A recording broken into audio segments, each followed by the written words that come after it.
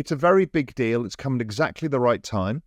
And then the market will start focusing on the ETH ETF. Inflation is falling. The world is changing fast. At a very simple level, the world is getting more digital every single day. The Bitcoin economy grows at kind of 100% a year. We are IPOing Bitcoin.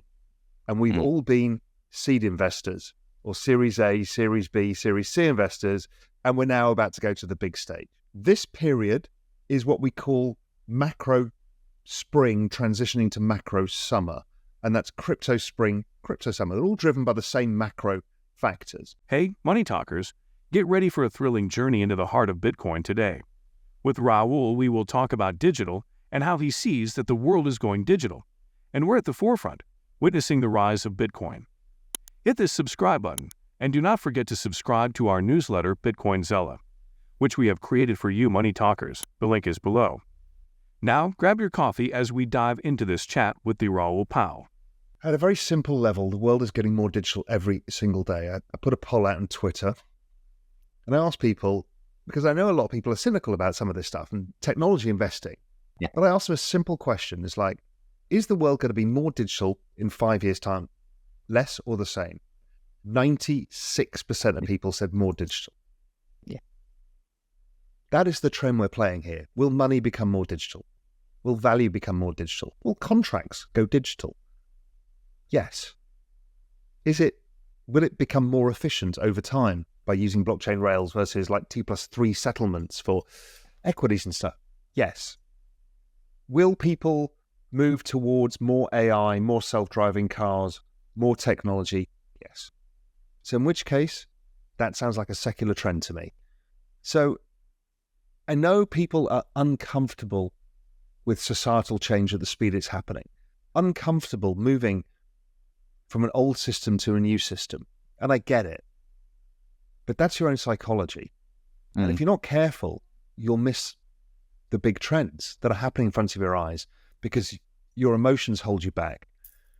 And how I've learned to deal with that is just have a small allocation. Yeah. And it kind of changes your mentality. Because once you do, it's on your screen. You start thinking about it. You start understanding it. You start reading the tweets about it. You start reading an article about it. And before you know, you understand it more and more and more. So just to have a bit of it helps massively. It helps you get over your own cynicisms or fears of the future. Where is my place in the future? And I say this a lot with this exponential age theme about AI and technologies and how they're all combining, blockchain being part of it, into this kind of ridiculous exponential world. And people are terrified. None of us know where it's going to go. So I said, well, you might as well make money from it, from your own demise. Yeah. If the robots are going to take over the world and the AI, you might as well make some money from it first. So then when they do take over the world, you can sit there smoking cigars and a glass of champagne, watching it all happen. But the point, again, is the same. It's like, if you make a small investment, it takes that fear away because now you're actually involved in it and you get to understand it. And, hopefully, if the trends continue, you make money from it as well. And you make money from your fears. That's kind of nice. Most people do that by buying puts. But in this, it's actually buying the calls. This period is what we call macro spring transitioning to macro summer. And that's crypto spring, crypto summer. They're all driven by the same macro factors. Inflation is falling. And then we're going to election. So the chances is more stimulus. And interest rates are likely to be cut. That unleashes liquidity, and liquidity sloshes through markets. So the Bitcoin halving is just part of this same cycle. That cycle is the liquidity cycle, which is the big macro economic cycle. And so this Bitcoin ETF is coming exactly as you suggest at the right point for all of these things. And if it plays out like it has done in the past, and there's no guarantees of that, then generally speaking, you will start to attract a lot of new capital into the space. That's always been the case. So currently in crypto, there's 516 million wallets, but they've grown at about 100% a year. So if that's right, we'll grow by another 500 million wallets somewhere between 2024 and 2025. And that's a lot of new capital. So I think that it's a very big deal. It's come at exactly the right time.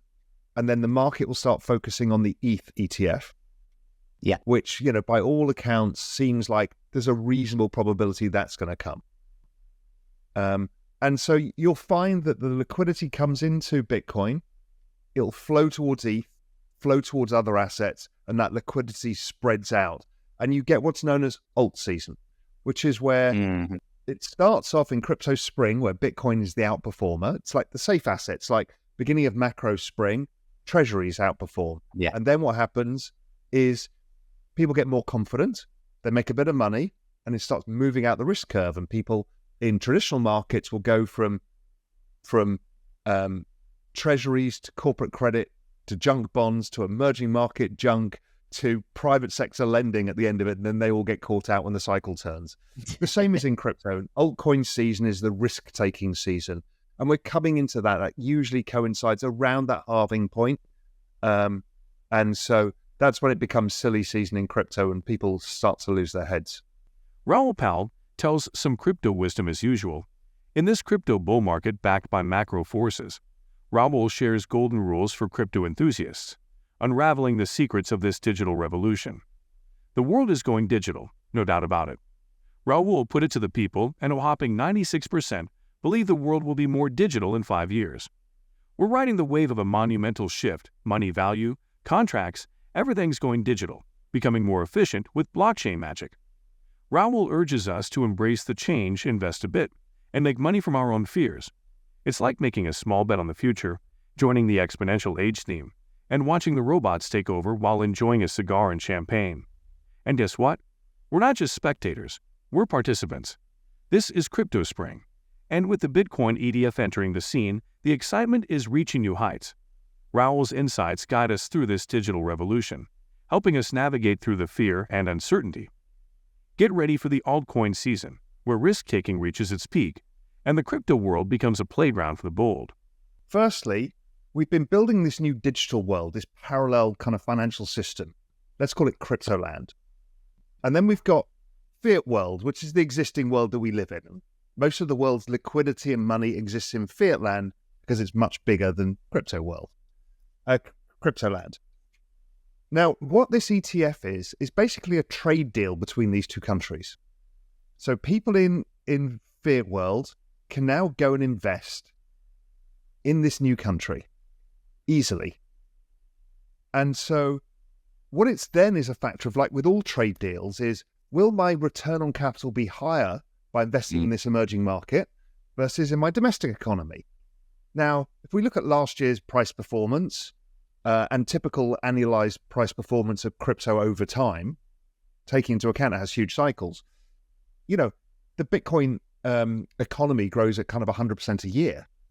So in which case, there'll be a lot of money coming from fiat world into Cryptoland. Another way of thinking about this is, okay, that's great. So it's likely to attract a lot of assets over this cycle. And a lot of assets will wash out when suddenly the returns aren't as good anymore. So we will see that. The other way you can think about it is we are IPOing Bitcoin. And we've all been seed investors or Series A, Series B, Series C investors, and we're now about to go to the big stage. And, you know, many of us are kind of used to recent years where, generally speaking, IPOs haven't done great. But this is early cycle. There's not much investment in this space yet from fiat world. So the chances are we're going to attract a lot of assets. So short term, don't really know. It's not really my area of interest. Yeah. What my area of interest is could this attract 10 billion, 50 billion over time of new capital into this emerging market of Cryptoland? And the probability is pretty high because, you know, a lot of people are looking for higher returns, higher return opportunities. You can see it by the amount of activity that goes on platforms like eToro, in things like Tesla and other technology stocks, right? People are searching out the risk curve because a lot of people are 401k investors in the US. So they invest in their pension, but then they also like to have other assets that maybe have a different risk reward profile. So over time, I think it's very, very positive. It just opens up to more people. Those those of us who've been in crypto a long time know how difficult and painful it is to open a wallet, execute your own trades, do all this thing, think about self-custody. Now, platforms like eToro have really helped people onboard and get comfortable with this, but this makes it even easier. Time to plunge deep into the expansive crypto ocean with Raoul. We're building a new digital world. Like Bitcoin Zealot, you can sign in for free from the link below, alongside the existing fiat world. And guess what? The ETF is like a trade deal between these two countries. People from the fiat world can now easily invest in this emerging market, and that, my friends, is a game changer. Think of it as IPOing Bitcoin. We've been seed investors, and now we're hitting the big stage. The IPO frenzy begins, attracting assets from the fiat world into Cryptoland. Short-term uncertainties aside, the bigger picture looks incredibly positive. We're talking about opening doors for billions in new capital, drawing in those seeking higher returns and embracing the risk curve. In a nutshell, this ETF is not just a trade deal. It's our ticket to the big leagues of crypto. So buckle up, money talkers, as we witness the dawn of a new era in finance. If you enjoyed the video, don't forget to give it a thumbs up and subscribe to our channel for more daily updates. Remember, knowledge is power, and we're here to empower you on your financial journey. Until next time, happy investing.